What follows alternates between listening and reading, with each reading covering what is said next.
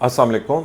अभी आपको इंशाल्लाह सिर्फ 2 मिनट में सूरह असर का मैं आपको मानी बताऊंगा, जिससे आपको पूरी ज़िंदगी इसको डायरेक्ट समझने में आसानी होगी। तो हम शुरू करते हैं और ये सिर्फ 2 मिनट में आप समझ जाएंगे। तो औज़ु बिल्लाहि मिनश शैतानिर रजीम, बिस्मिल्लाहिर रहमानिर रहीम। वल असर, वा का मतलब होता है कसम, असर यानी असर के ज़माने की। इन्ना का मतलब होता है बेशक, अल इंसाना का मतलब होता है तमाम इंसान। लफ़ी खुस, लफ़ी खुस का मतलब ये होता है कि खसर का लफ्ज़ उर्दू में भी आपको इस्तेमाल करते हुए आपने सुना होगा, खसारा।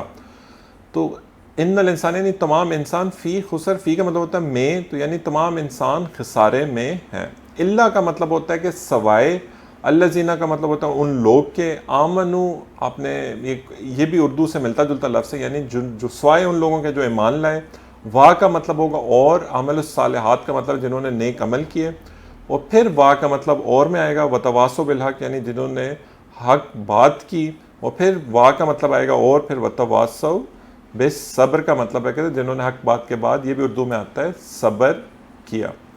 तो ये देखें, आप कुरान को समझना इंतहाई आसान है, और हम इंशाल्लाह एक ऐसा कुरान सेंटर बना रहे हैं जिसमें 1600 बंदों की कैपेसिटी का ऑडिटोरियम अगले 12 हफ्तों में तैयार हो जाएगा इंशाल्लाह। और ये ऑडिटोरियम इस पूरे कुरान सेंटर को फंक्शनल कर देगा। इसके बारे में मज़ीद जानने के लिए एक डिस्क्रिप्शन में एक लिंक भी दिया होगा, तो आप उसको ज़रूर क्लिक करें और इंशाल्लाह इस मूवमेंट में हमारे साथ मिलें, ताकि अगले 10 साल में हर पाकिस्तानी कुरान और नमाज को, जब भी वो नमाज के लिए खड़ा हो और जब भी कुरान पढ़ा जाए, उसको डायरेक्ट समझ आए इंशाल्लाह। बहुत शुक्रिया।